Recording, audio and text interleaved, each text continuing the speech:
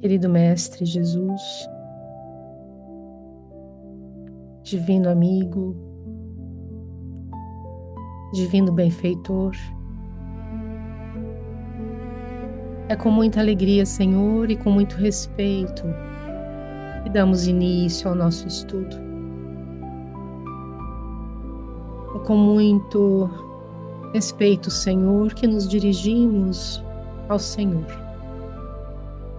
pedindo que nos abençoe, pedindo que derrame sobre nós, Mestre, a luz e a paz do teu amor e da tua bondade. Nós agradecemos, Pai, agradecemos a oportunidade de estarmos reunidos em teu nome, de podermos aprender sobre a vida espiritual, de podermos compreender que não estamos sós, que temos o amparo do alto nas nossas vidas tão pequeninas. Ensina-nos, Senhor, a valorizar cada dia de vida, sabendo que cada dia de vida é uma oportunidade de crescimento. Que as dificuldades que muitas vezes temos a enfrentar são lições que nos tornam mais fortes e que nos preparam para novas etapas. Nós, Senhor, pedimos que nos abençoe com a presença dos nossos benfeitores, que eles possam nos envolver, nos inspirar, ajudando-nos a compreender cada vez mais o verdadeiro sentido da nossa existência, ajudando-nos também, Senhor, a vermos em cada oportunidade, em cada dia, a possibilidade de crescer, de nos tornarmos melhores. Abençoe, Senhor, o estudo desta noite e que possamos ter a consciência de que somos filhos de Deus e que temos muito a aprender, que o caminho diante de nós é longo, mas que não estamos sozinhos. Fica conosco, Senhor, nos ampare, inspire a Luciana na sua apresentação e que possamos todos aproveitar esta oportunidade bendita de aprendizado e crescimento. Fica conosco, Senhor, hoje e sempre. Que assim seja.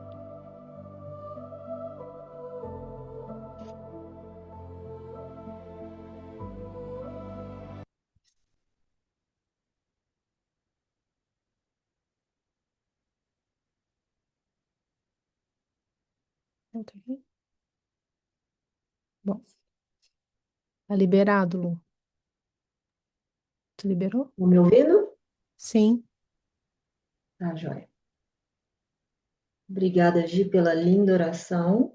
Ó, mas você precisa autorizar para eu compartilhar a. Tá autorizado. Tô usando? Ok. Agora acho que vai. Estão vendo a apresentação? Tá em tela cheia, né? Tá bom.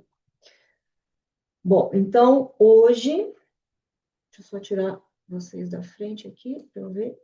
Então, hoje é o capítulo 14, começo do capítulo 14, que se chama Singular Episódio.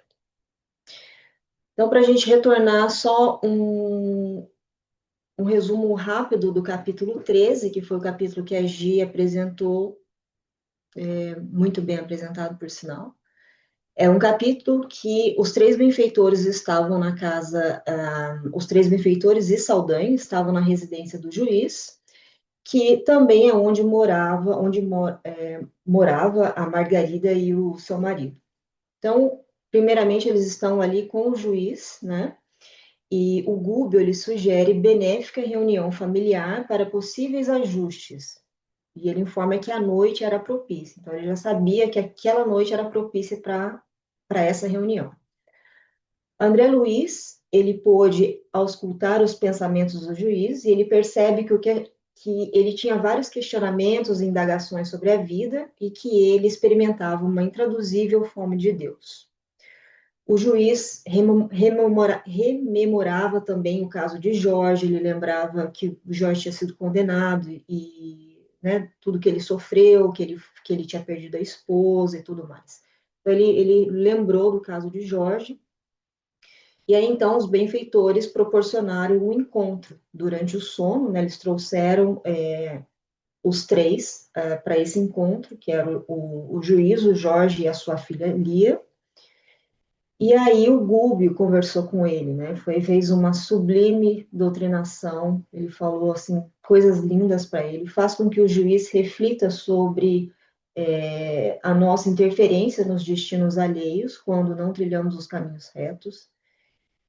Explica que ele, né, estava aproveitando da condição de sacerdote da lei para resgatar os erros do passado distante, então para resgatar os próprios erros que influenciavam a vida dele. O Goebbels questiona se ele achava que tinha sido justo e que agiu parcialmente em todas as decisões. Então, ele fala várias coisas, né, para que ele refletisse sobre tudo que ele já tinha feito e na profissão dele durante a vida dele. Ele explica ao juiz que muitos dos que tinham sido sentenciados por ele durante os 20 anos que ele exercia a profissão ainda estavam ali, né, na própria casa dele, aguardando explicações oportunas. No começo ele narra que ele chega ali e tem né, várias entidades ali de baixa vibração e realmente a casa estava numa vibração muito baixa. Google explica que Jorge não tinha sofrido indevidamente, mas que isso não justificava as ações do juiz. Também esclareceu que ele, o Jorge, ele não era culpado pelo crime que era acusado naquele momento, mas aí ele conta todo o drama do passado que envolvia os dois e a família dos dois. Né? Ele fala que o juiz, no passado, ele tinha sido dono de escravos, que das pessoas que estão na convivência dele hoje eram escravos dele no passado, mas que Jorge ainda tinha uma, uma ligação muito mais forte com ele, porque Jorge era irmão de sangue, né? E o filho dele, o filho do juiz, que era o filho do passado e o filho de hoje, e a filha de Jorge, a filha do passado e a filha de hoje, eles tinham se relacionado no passado. O juiz tinha se revoltado, ele não queria. O Jorge acabou se revoltando, assassinou o filho do juiz e acabou se suicidando. Então é toda uma trama muito triste, né, que envolvia os dois. E ali era a oportunidade que eles estavam tendo de resolver isso, né? Então ele fala: nos sofrimentos de hoje solvemos os débitos de ontem. Aí depois né, de muitas do Gúbio contar tudo o que aconteceu, o juiz ele cai em si e ele pede então o que fazer em benefício de Jorge. Aí Gúbio explicou ao juiz como agir, né? Falou que ele iria ajudar a reabrir o caso para inocentar o Jorge, que ele iria cuidar da filha do Jorge como se fosse a própria filha, que ia ajudar realmente os dois, e que ele, ao acordar, ele não se lembraria do encontro, mas que ele seria intuído a respeito do que ele deveria fazer, do bem que ele deveria praticar. Aí o Saldanha ficou muito feliz, né? E plenamente modificado, ele abraçou o Gúbio em agradecimento pela noite gloriosa. Então foi um capítulo muito bonito, né? Assim, a gente comentou de quão emocionante foi. E hoje, então, continua a história. Eles ainda estão na casa do juiz, né? Como a gente viu, é um lugar onde a Margarida mora com o marido também, numa pequena dependência da casa. Então, hoje continua a história que eles vão, então, ao quarto onde Margarida descansava com o marido, e eles percebem que ela ainda está acompanhada de dois dos hipnotizadores. Então, o Gúbio, ele diz a Saldanha: meu amigo, chegou a minha vez de rogar. Revela-me a identificação, talvez tardia aos teus olhos, com relação aos objetivos que nos prendem aqui. Essa senhora doente é filha de meu coração desde outras eras. Sinto por ela o enternecimento com que cuidastes até agora do teu Jorge, defendendo-o com as forças de que dispõe. Eu sei que a luta te impôs acervos espinhos ao coração, mas também guardo sentimentos de pai. Não te merecerei, porventura, simpatia e ajuda? Somos irmãos no devotamento aos filhos, companheiros da mesma luta. Então, que humildade, né, que ele fala com Saldanha e chamando ele a relação, né, como ele também é pai e ele está ali pela filha dele que está ali. E aí o Saldanha contempla Gúbio como um olhar como de um filho arrependido, chorando, né? Lágrimas brotaram de seus olhos e parecia incapaz de responder. O Gúbio continuou: passamos horas sublimes de trabalho, entendimento e perdão. Não desejarás desculpar os que te feriram, libertando, enfim, quem me é tão querida ao espírito? Chega sempre um instante no mundo em que nos entediamos dos próprios erros. Noutro tempo, persegui e humilhei por minha vez. Não acreditava em boas obras que não nascessem de minhas mãos. Supunha-me dominador e invencível quando não passava de infeliz e insensato. Considerava inimigos quantos me não compreendessem os caprichos perigosos e não me louvassem a insânia. Experimentava diabólico prazer quando o adversário esmolasse piedade ao meu orgulho. Mas a vida, que faz caminhos na própria pedra, usando a gota d'água, retalhou-me o coração com o estilete dos minutos, transformando-me devagar, e o déspota morreu dentro de mim. O título de irmão é hoje o único que eu efetivamente me orgulho. Diz-me, Saldanha, amigo, se o ódio está igualmente morto em teu espírito, fala-me se devo contar com o abençoado concurso de tuas mãos. Que lindo, né? O André Luiz diz que nesse momento ele e o Eloy estavam chorando, né? É uma doutrinação linda, né? Do Gubbio, é um exemplo de amor e compaixão com a situação do Saldanha também, dizendo que, veja, né? Eu também fiz coisas ruins como você tem feito, eu fiz isso também no passado, mas né, chega uma hora que a própria vida mostra o caminho e a gente se cansa, né? A gente, como ele diz, nos entediamos dos próprios erros. E aí nós vemos a grande transformação de Saldanha. Ele diz: ninguém me falou ainda como tu. Tuas palavras são consagradas por uma força divina que eu não conheço. Faze de mim o que desejares. Adotaste nessa noite, por filhos de teu coração, todos os parentes em cuja memória ainda vivo. Amparaste-me, o filho demente, ajudaste-me, a esposa alucinada, protegeste-me, a nora infeliz, socorreste-me, a neta indefesa, e repreendeste os que me perturbavam sem motivo justo. Como não enlaçar agora as minhas mãos com as tuas na salvação da pobre mulher que amas por filha? Ainda que ela própria me houvesse apunhalado 1000 vezes, teu pedido, após o bem que me fizeste, redimi-la-ia ao meu olhar. Poderoso Espírito e bom amigo, que me procuraste na condição do servo apagado para acordar minhas forças enrijecidas no gelo da vingança. Estou pronto a servir-te, sou teu de agora em diante. Seremos de Jesus para sempre. corrigiu o Gúbio, sem afetação. Aí a impressão que a gente tem é que o Saldanha, ele fala com o Gúbio, porque como ele tinha esse devotamento ao Gregório, a gente tem a impressão que agora ele diz ao Gúbio, agora eu vou me devotar a você, eu vou trabalhar para você. E aí ele corrige, né? Ele corrige. Seremos de Jesus para sempre. E aí André Luiz diz que enquanto o Gúbio e o Saldanha se retiraram para organizar um plano de ação sobre o caso de Margarida, ele observou que um dos hipnotizadores se revelava inquieto e demonstrava francamente compreensivo. Ele sabia que estava acontecendo alguma coisa, mas apesar disso, ele não se manifestava, ele continuava trabalhando.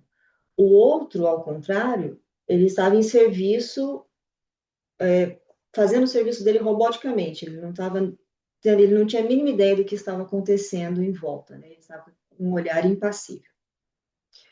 Quando o Gubi e o Saldanha retornaram, André Luiz disse que o Saldanha se mostrava modificado, quase imponente. Então, nos dá a impressão que ele voltou com uma atitude já diferente de como alguém que tem uma missão e quer trabalhar no bem, né? Então, chamou o hipnotizador mais consciente para conversar. Aí ele fala entusiasmado: Leôncio, nosso projeto mudou e conto com a tua colaboração. Aí o Leôncio fala: o que houve? Um grande acontecimento. Temos aqui um mago da luz divina. Eu achei interessante quando ele usou o termo mago, né? Dá para ver que ele usa a palavra com o intuito de chamar atenção, né? Então, mago quer dizer, se a gente pensa quando era usada na Bíblia, né? O mago queria dizer que um estudioso da astronomia, da ciência, de outro, e também poderia significar outra coisa, poderia significar um feiticeiro ou alguém que fazia mágica. Então, não sabemos qual que é a intenção dele, mas é uma palavra que ele usa que dá a impressão que é para chamar atenção, né?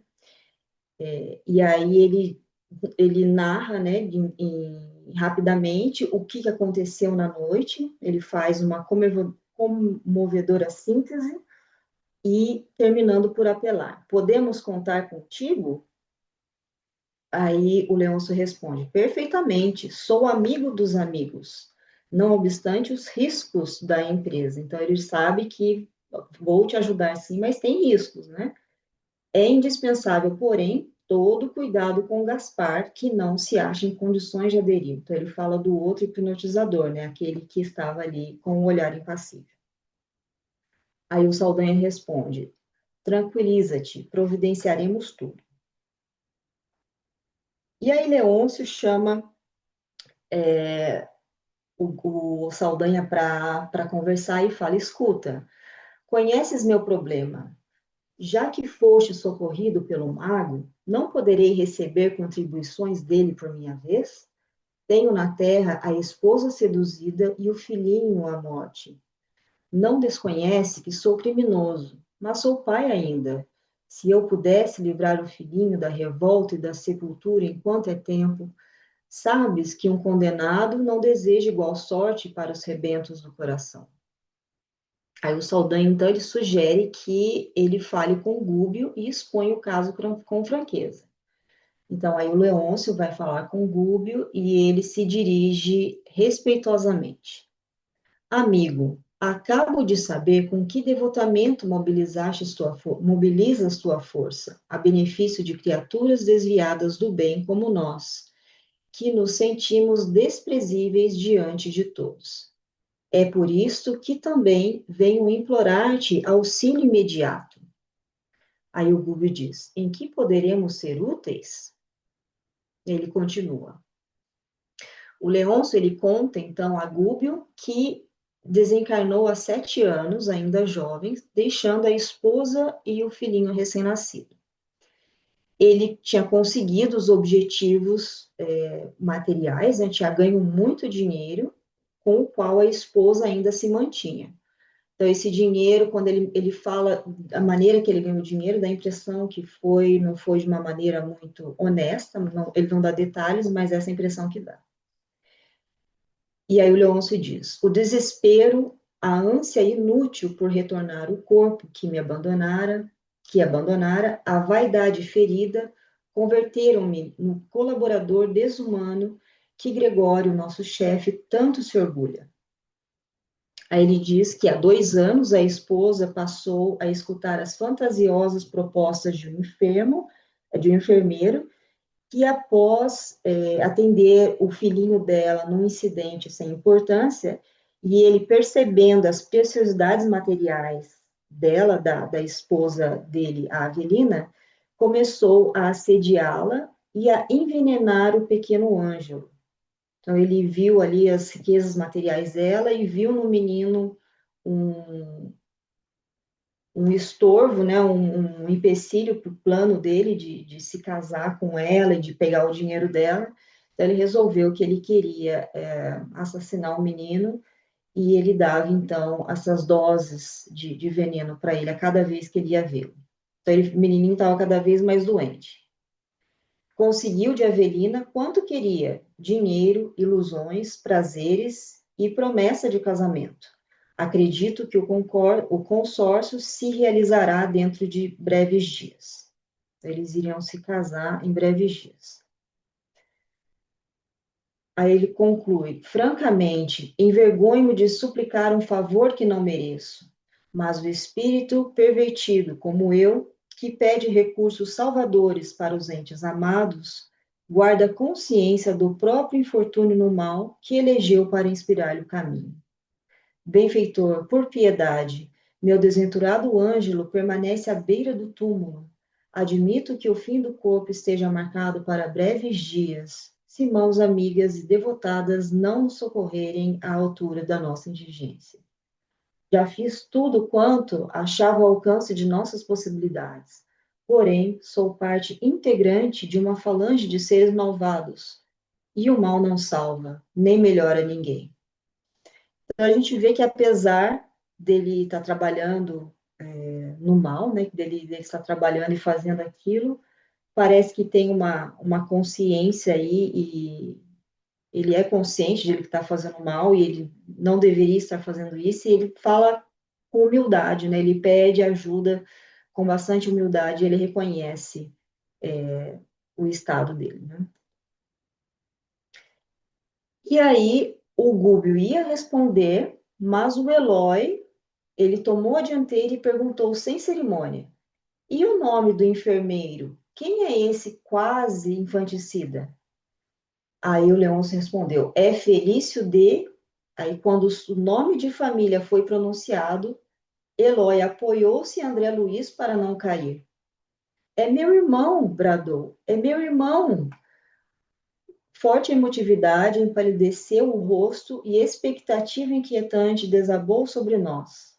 Mas Gúbio, com a serenidade sublime que lhe assinalava a fronte, abraçou Eloy e inquiriu calmo: onde está o infeliz que não seja nosso irmão necessitado? Aí essa frase inteligente e bondosa sossegou o colega deprimido e ofegante. E aí Gúbio, com o intuito de fazer as nuvens que se adensavam no ambiente, sugeriu que fosse então visitar o menininho enfermo. Quanto ao outro hipnotizador, Gaspar, o deixaram sozinho por algumas horas e planejavam fortalecer a defensiva, pois a falange de Gregório não os perdoaria. E aí continua na próxima semana com o Alê.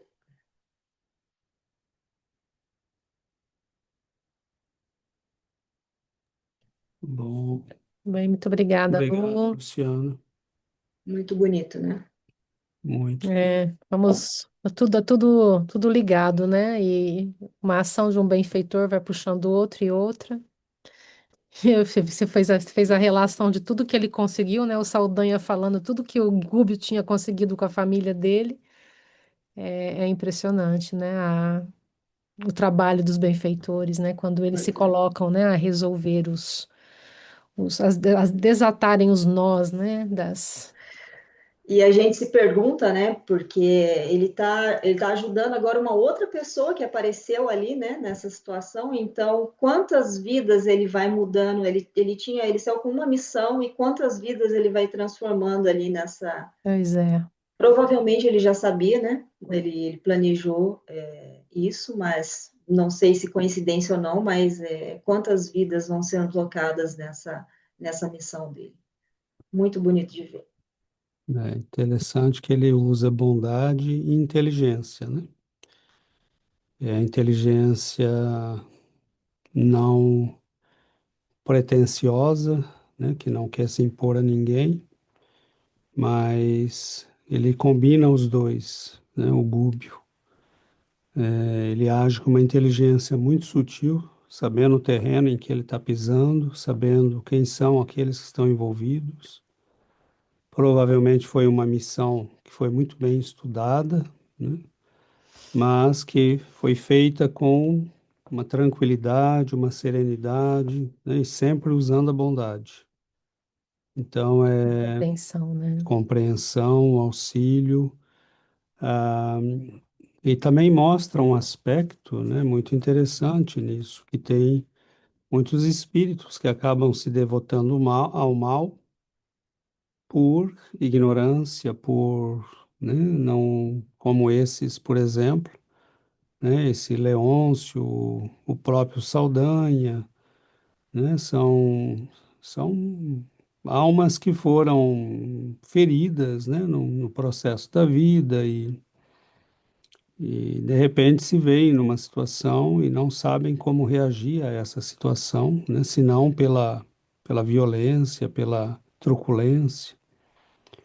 E acabam servindo ao mal, não necessariamente porque queriam, né, ou porque sejam profundamente maus, mas porque foi ali que eles encontraram acolho, né? Tendo, não tendo buscado em outro lugar, não que o bem nos negue acolho, né? Mas nós sabemos que é como o que se passa na Terra. Quantos jovens e quantas pessoas acabam sendo acolhidas, né, em gangues e inicialmente você é bem recebido, você é festejado né, mas aí você tem que servir a gangue. E é o que acaba acontecendo um pouco, né, com alguns desses espíritos. Outros são realmente espíritos que têm um nível, né, de demência, de psicopatia, que precisa de mais trabalho, mas é interessante como o Gúbio foi trabalhando, né, devagar, foi, né, chegando, foi resolvendo os problemas e foi criando aliados, né? Foi o que ele acabou fazendo, né? É, você terminou? Sim, Eu achei muito interessante, porque assim, nesse capítulo e no anterior a gente percebe, né, a necessidade de auxílio, do auxílio do alto para resolver os problemas. Toda a família, né, no caso do Saldanha, tem a família dele, e do jeito dele, ele ama a família dele, né? Existe amor pela família, existe amor pelo filho, pela nora, pelo... Estavam todos cercados de um imenso problema e o Saldanha desencarnado, por que que ele não podia ajudar? Precisou de alguém, de vir alguém, né? Precisou do Gúbio para vir fazer o trabalho de desenosar o nó. Apesar do amor do Saldanha pela família, precisou de um ser de bondade para vir desfazer os problemas que estavam, né, envolvendo a família toda. E a mesma coisa com a família do Leôncio. O Leôncio ama, né, o filho. Vendo o filho naquela situação, ele queria ajudar. Então, se ele estivesse em outras condições, né, ele poderia estar fazendo o trabalho de auxílio ao filho dele. Então, não é todo desencarnado, né? Quando a gente vê ali a necessidade da bondade, a necessidade da compreensão, porque eu fiquei pensando, falei, poxa vida, um menininho sendo envenenado, né? E ninguém estava fazendo nada para ajudar, né? Não estava. Aí até comentei com o César, falei, meu Deus, assim, se o Gube não aparece para ajudar ali, naquele momento, com o pedido do Leôncio, o menininho teria continuado, né, a ficar cada vez mais doente e poderia vir mesmo a morte. E precisou o pedido do Leôncio a um espírito, enquanto ele também era um espírito, né? Então, aí o César falou, mas os espíritos benfeitores, eles não estão conscientes de todos os problemas que se passam em todas as casas, porque eles não são oniscientes, né? Então, os benfeitores ajudam, mas foi necessário uma ocasião, né, em que ele estivesse no lugar certo, no momento certo, para poder levar o auxílio necessário para essas duas famílias. Então, é importante, né, quando todas as famílias têm problemas aqui na Terra, né, uns mais, outros menos, os problemas são de ordens diferentes, de graus diferentes, mas para que a gente tenha o auxílio espiritual, né, dos benfeitores, da bondade espiritual, da ação desses benfeitores, é necessário uma ligação com eles, né?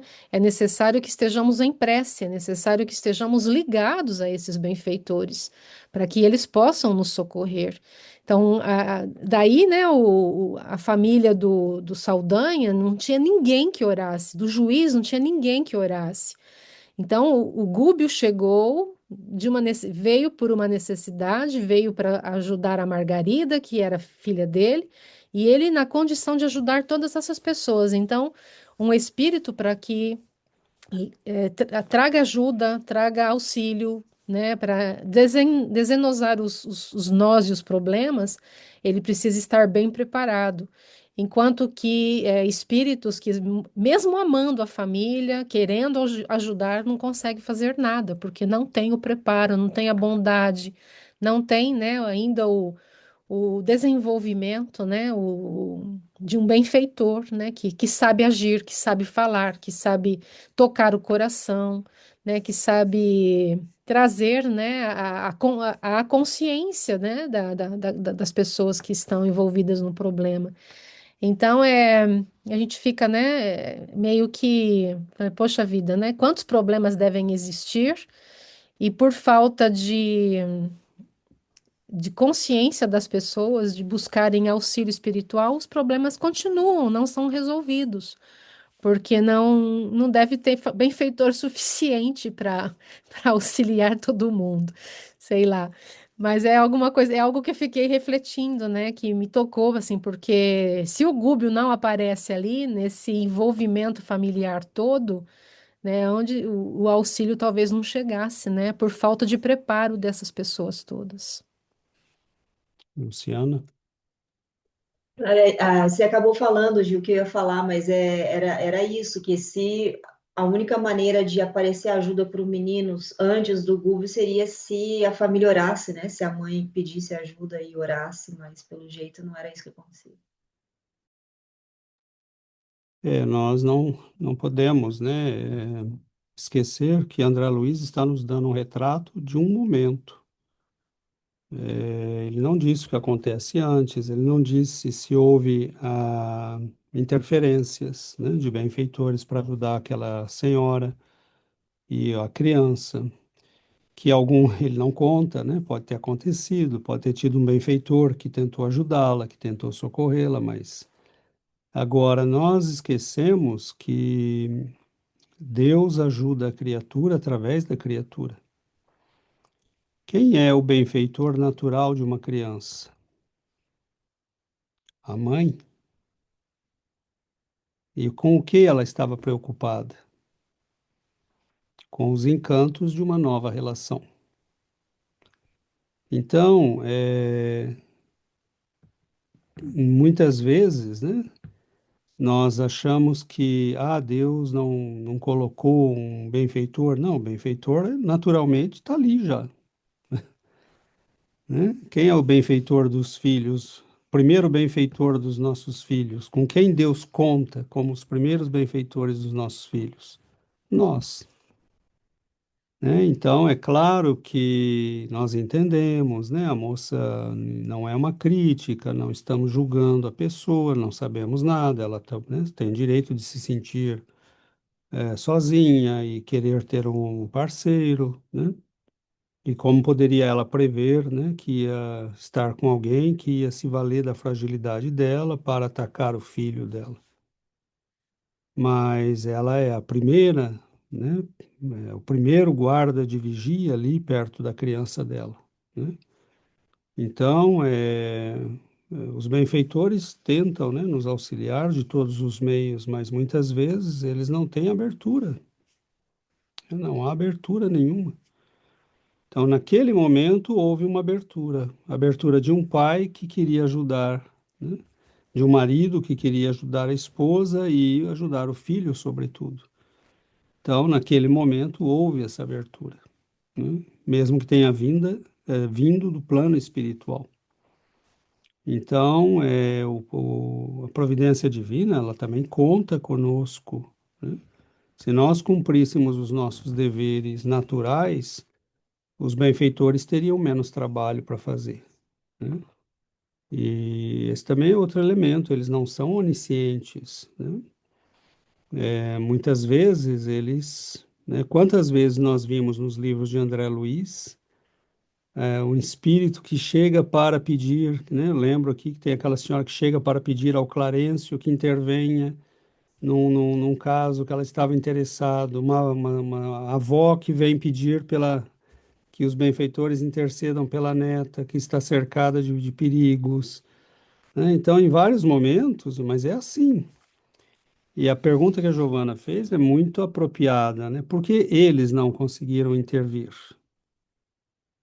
Porque não tinham os recursos que precisavam.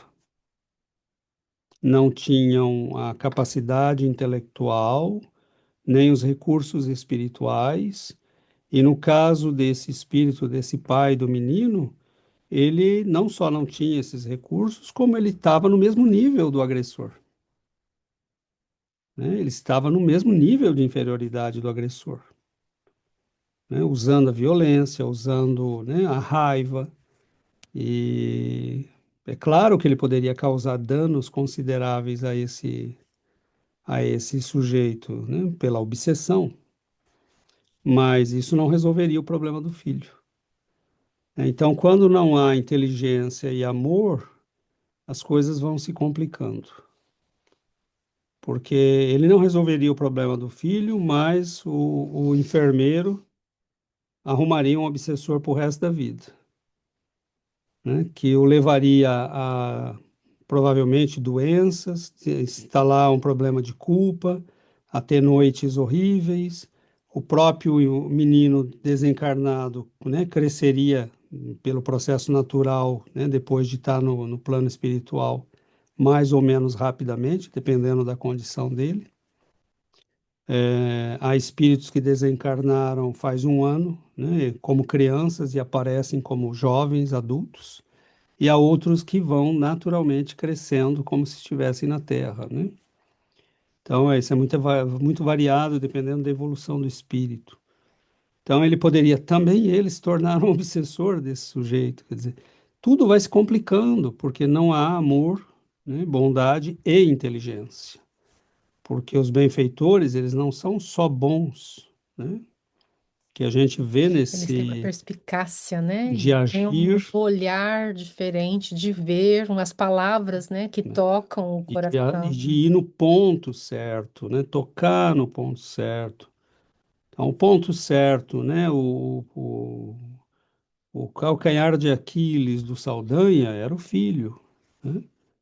E então eles vão, né, devagarzinho e vão ajudá-lo. Né? E isso porque não é só uma estratégia para conseguir o que quer, é a estratégia da caridade, né? É a estratégia do amor, é a estratégia de que, não, eu não quero só bem para mim e para os meus, eu quero que, em fazendo bem para mim e para os meus, eu faça bem para todos aqueles que me cercam. né? Então é a estratégia do amor, na verdade, né?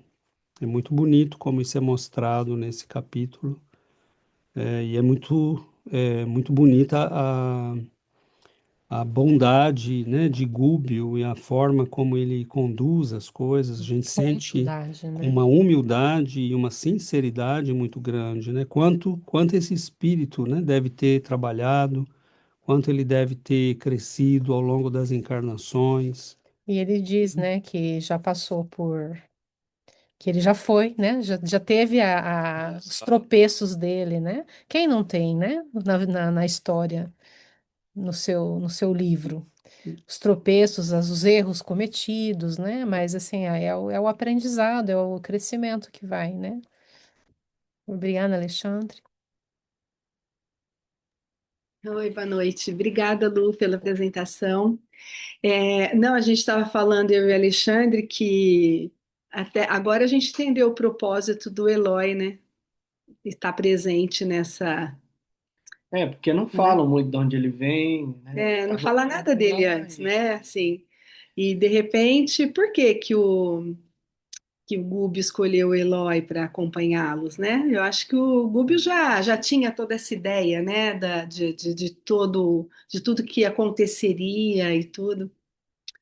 É É só o André Luiz, que impressionante. aparentemente não tem nenhuma relação, que está lá para nos relatar as coisas, né? Mas todo mundo está interligado lá, né? E a Exato, planificação é muito grande, né? É muito impressionante, né? E aí a gente vai no centro espírita, quer chegar lá, receber um passe, tomar água fluidificada e sair curado, né? Planificação é enorme, envolve muita gente, muitos espíritos, muitas histórias, muitas encarnações. exato. E é impressionante como, às vezes, tocando uma pessoa, né, que é uma pessoa-chave, aquilo vai, né, se conectando a outros e vai destravando outros e quando nós olhamos isso, por exemplo, no que isso é diferente do que fazem os serviços de inteligência da Terra? Né? Você quer se aproximar de uma pessoa, por exemplo, né? Suponha que você é da CIA. Você quer se aproximar de uma pessoa. Você vai mandar, né? Agentes, eles vão averiguar as comunicações da pessoa, com quem ela fala, quem ela encontra, onde ela trabalha, quem faz parte da família, quais são os vícios, os amigos. Quando eles chegam na pessoa, eles têm tudo. Eles sabem onde mexer para conseguir o que quer. Se o mal faz isso, né? Ou, né? Como nós vimos também, o mal faz também, porque esses espíritos que trabalham, né, nessas organizações, eles têm a ficha completa das pessoas que eles querem vigiar, né? Eles têm a ficha completa, né? Então, por que o bem não faria isso? Por que o bem agiria, né, de modo só é, ingênuo e não, né? Gúpio provavelmente veio antes, né? Analisou todo o processo, viu quem estava envolvido, quem trabalhava com Saldanha, dos que trabalhavam com ele, quais seriam aqueles que ele poderia socorrer. Ele não veio só para conseguir o que ele queria, ele veio para fazer o máximo de bem possível, né, naquele quadro. Isso que é bonito. Então é essa que é a visão, né, dos espíritos. E por isso que às vezes nós temos a impressão que demora, porque é sempre no silêncio, é sempre na sutileza, né? O mal chega batendo porta, né? Pisando duro, fazendo barulho, né? E o bem é sempre, né? O bem com a inteligência dos benfeitores da vida maior é sempre essa coisa sutil, né? Feita com o máximo de eficácia, né? Com o mínimo de barulho. E sim, às vezes pode demorar para nossa percepção, né? Por exemplo, eu fico imaginando o que sentiu Gúbio cada vez que ele, né, por exemplo, ele sai dali com o Leôncio, o Saldanha e ainda fica esse infeliz desse Gaspar atormentando a moça que ele quer salvar, magnetizando-a, né, com fluidos deletérios e para destruir sua saúde, e ele tem que deixá-la ali para ir resolver um outro problema, né? Então veja o nível de bondade, de sacrifício, de compreensão que tem esse espírito para ir desenosando as coisas, né? De Para modo que não em que nós de para novo. que não é nós de novo, né? Porque é esse o problema, né? Muitas vezes. As nossas ações, quando feitas de modo abrupto, agressivo, sem levar em conta a oração, né? E é por isso que os espíritos nos pedem, né? Confie na oração, confie na bondade do Cristo, confie nos benfeitores. Às vezes eles já estão trabalhando, mas, né, dá um tempo, porque eles não querem sair quebrando tudo, né? Eles estão agindo, né, para fazer o que tem que ser feito, né? Nem sempre nós compreendemos isso. Júlia? Eu acho que isso é bem importante no caso, né, de saber qual é a forma de justiça que você procura, né? Porque tem, como a gente viu, né, tem os benfeitores que ajudam de uma forma realmente bondosa, que realmente prevalece, né, aquela bondade, e tem aí os outros que tentam fazer a justiça por si próprios, então você tem que sempre decidir qual é a forma de justiça que você vai justiça, assim por dizer. Se você quer fazer algo com a paciência, esperando, porque a gente, quando a gente permite, né, os espíritos ou os pensamentos menos evoluídos, a gente, na verdade, está desconfiando de Deus, né? Não está confiando na inteligência de Deus. Então, sempre que a gente decide fazer algo sem pensar nos nossos espíritos protetores e superiores, também a gente está não acreditando na inteligência deles. Então, é aquela coisa de tentar se afastar dessas vibrações negativas, se elevar para vibrações mais intuitivas e que ajudem mais, né? Você lidar de forma mais inteligente na situação. Né? Isso mesmo, Júlia. Obrigado. Essa confiança, né, que nós precisamos ter, ela é fundamental. Os espíritos nos dão liberdade para nós agirmos e aprendermos, né, resolvermos as coisas, tentarmos resolver. Mas essa confiança que vem da oração, ela é fundamental, porque é colocar na nossa vida aqueles que podem ver muito mais do que nós. Por exemplo, teu filho está com um amigo. Você vê o amigo ali quando ele vem na tua casa, sorrindo, pessoa legal, mas quem é essa pessoa? Nós não sabemos, mas os benfeitores sabem. Se você estiver orando, né? Se você estiver abrindo para eles, e eles podem aos poucos ir trabalhando para dizer, olha, né, fica atento, abre o olho.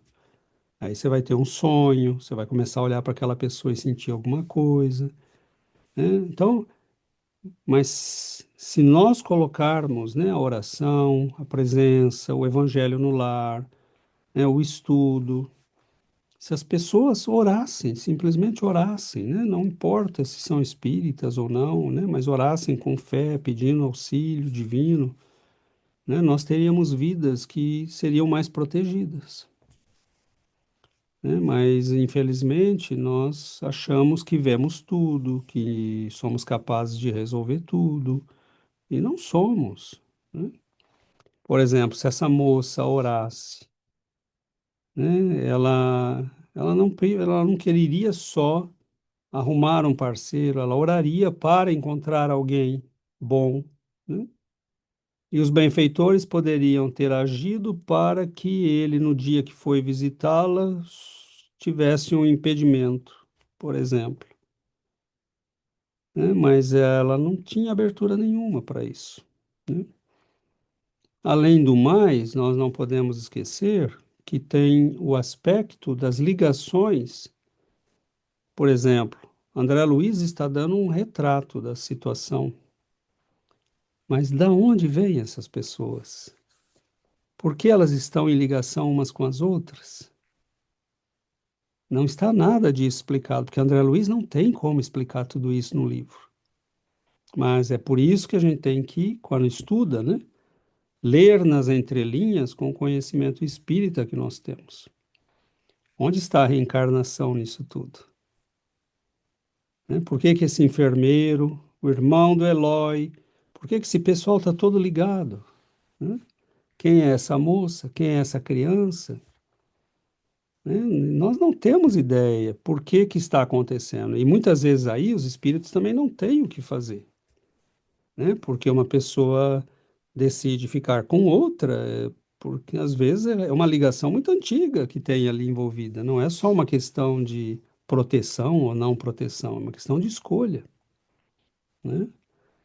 Então, nós não sabemos, é por isso mesmo que a oração é uma defesa, né? Justamente porque nós também não sabemos o que nós somos, o nosso grau de comprometimento, e nós também não sabemos quem são as pessoas que estão em volta de nós.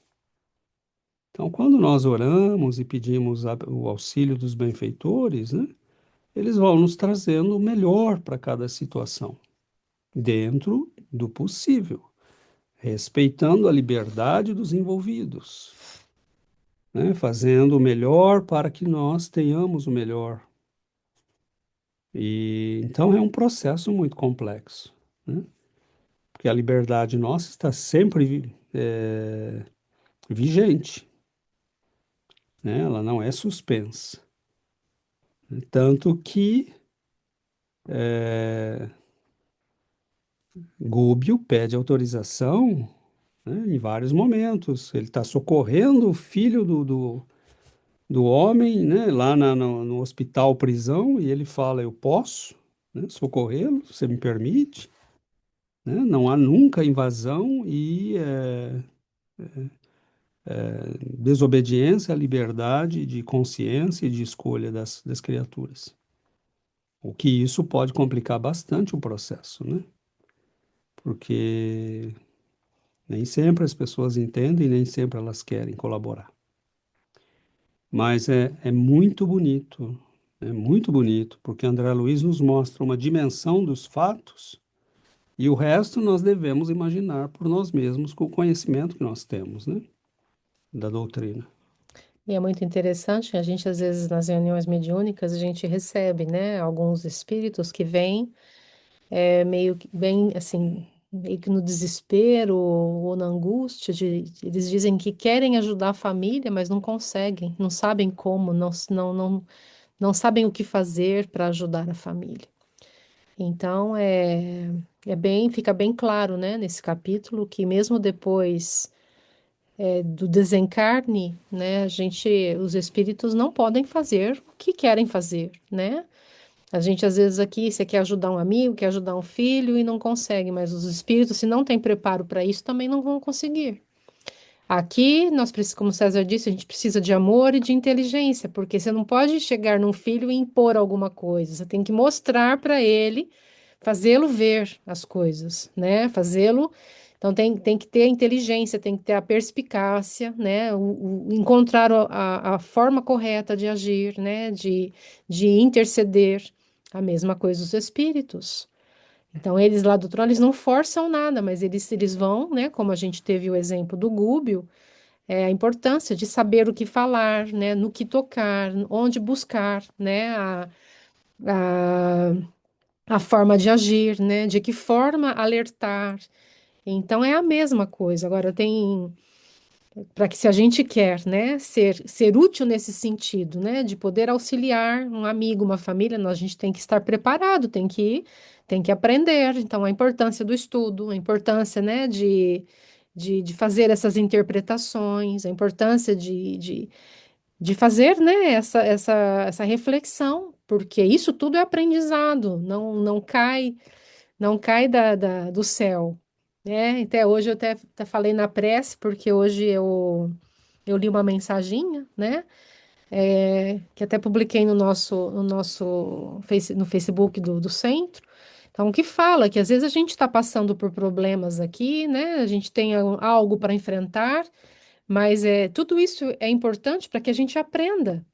Porque se a gente não tem obstáculos, se a gente não tem dificuldade nenhuma, não, o que a gente está aprendendo no fim das contas, né? Então, a gente tem que ser levado a enfrentar problemas, a gente tem que ser levado a ter, né, dificuldades para que a gente aprenda a se mexer e a sair do problema, né?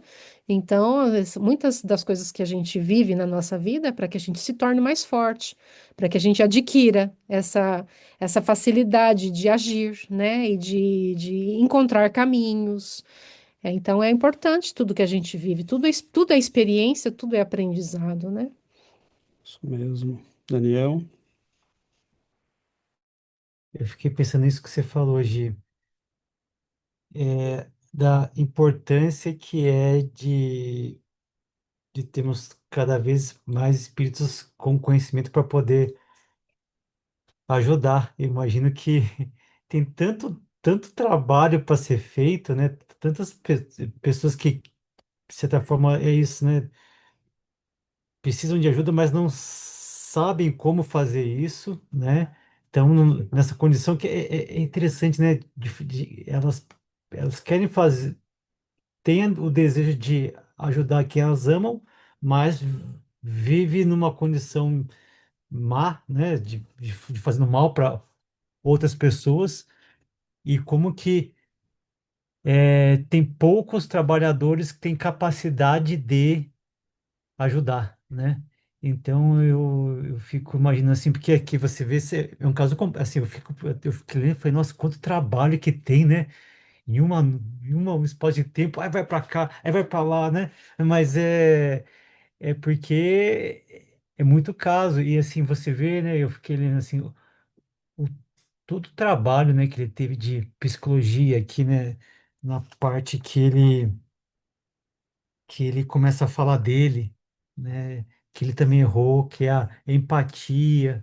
É, eu, eu também já passei por isso, eu sei como é, né? E aí o cara se identifica com isso e aí ele vai, mas assim, isso tudo é conhecimento, né? Isso tudo que eu acho que é um pouco do que a gente está fazendo aqui, né? A gente está, acho que, trabalhando, estudando para quem sabe lá na frente, quando a gente desencarnar, também poder participar, poder ser útil, né, nesses trabalhos de- que não são fáceis, né? Exatamente, Daniel. E talvez nem esperando chegar no plano espiritual, né? Porque desde agora a gente já pode, né? Muitas vezes ser a pessoa que ajuda alguém, que orienta alguém, né? Que encaminha alguém para o centro espírita, né? Para o estudo, né? Isso já tem acontecido, né? Aqui entre nós e com pessoas que nós conhecemos e sempre alguém que traz alguém, ou mesmo quando não traga, né? Você é aquela pessoa que, como estuda e está tentando, né, crescer, aprender, você pode ser aquela pessoa que tem uma palavra, né, que orienta, que desbloqueia uma situação, que ajuda uma pessoa. Então, na verdade, nós estamos, né, nesse trabalho, porque você tem toda a razão, né? Existe muito trabalho. Muito Bom, sofrimento. A seara é imensa, como disse Jesus, e os trabalhadores são poucos. Agora, você não improvisa trabalhadores, né? Pra- precisa formá-los, né? Precisa formá-los, e é aí que vem o papel do estudo, né? Senão não tem como. Oi, Júlia. Eu lembro também, né, que nessa coletânea lá do nosso lar, né, da história, que bem no início, no nosso lar, eles falam, né, que quando o André Luiz já estava começando, que tinha uma mulher também que estava com ele para consultar, não lembro mais o nome da pessoa, porque ele queria ajudar a família, trabalhar, fazer alguma coisa. E tinha uma mulher também que também estava lá e sempre dava um outro trabalho para ela fazer e ela não fazia porque ela falava, ah, não gostei disso, não gostei daquilo, por causa disso, por causa daquilo. Então, muitas vezes, eu acho não só com os encarnados, mas com desencarnados, que é muitas vezes, né, a falta às vezes, vontade de trabalhar, infelizmente, assim, vejo muito isso. Um, que é sempre a mesma coisa, né? Que eu acho que o Chico também, outros médiums sempre falam, né? Que quando as pessoas desencarnam, elas sempre reclamam que acham que não trabalharam o suficiente, né? Então, acho que lá do outro lado também deve ser a mesma coisa, que muitas pessoas sentem isso de, eu poderia ter feito talvez um pouco a mais, né? Eu poderia ter me esforçado um pouco mais, então, Isso mesmo. E não escolher, né? André Luiz, por exemplo, em nosso lar, né? Ele está esperando ser médico novamente, né? Até o momento que ele vê, né? E uma situação lá que se apresenta e ele pega o esfregão e resolve limpar o chão, né? Que ali ele entende que ele deveria simplesmente trabalhar, né? Então, tudo isso é aprendizado, né? A gente vai aprendendo e vai se preparando, porque realmente precisamos pensar nesse aspecto, né? Nós não estamos estudando para ter conforto, mas para podermos intervir de maneira inteligente, hábil, né, e boa, em benefício das pessoas que nos cercam, em benefício da humanidade, porque há muita necessidade, né? Jesus realmente precisa de trabalhadores, né? E que bênção se ele puder contar com pessoas encarnadas, né? Porque os benfeitores, é claro que eles estão trabalhando e muito, mas é duro você resolver tudo quando não tem um Cristo, né, que apareça para ajudar, né? Para dar uma boa palavra, para sugerir uma oração, para dar um passe, para oferecer um livro, né? Então aí fica muito difícil, né? Eles têm que fazer tudo. Mas é isso, né? A gente vai aprendendo e acho que é essa a função, né, do nosso trabalho, do nosso estudo e do estudo e trabalho espírita em geral, né? Que a gente possa colaborar realmente, né? Aprender para poder participar como cooperadores, né? Não temos a pretensão de ser guias, né? Nós estamos longe disso, mas colaboradores, por que não, né? Podemos sim colaborar. Então, muito bom, vamos finalizar. Nosso tempo está esgotando.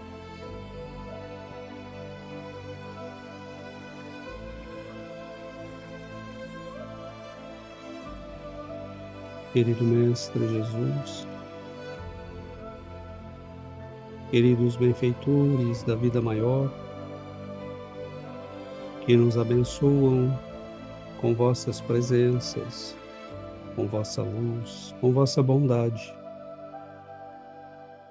Pedimos o vosso auxílio para que possamos crescer no entendimento, na prática, no devotamento às coisas de Deus e do bem. Pedimos, Senhor, que a luz da vossa misericórdia se espalhe, se estenda por estes campos imensos de dor que são os hospitais, as prisões, os lares infelizes, os corações atormentados. Nós pedimos, Senhor, que esta luz possa alcançar os corações, despertando-nos para o bem e para Deus. Nós agradecemos, Mestre, a bênção que nos é concedida, o privilégio que nos é oferecido, o estudo, do conhecimento, da oportunidade de sermos úteis, melhorando a nós mesmos. Fique conosco, Mestre, abençoe-nos hoje, para todo sempre. Que assim seja, Senhor.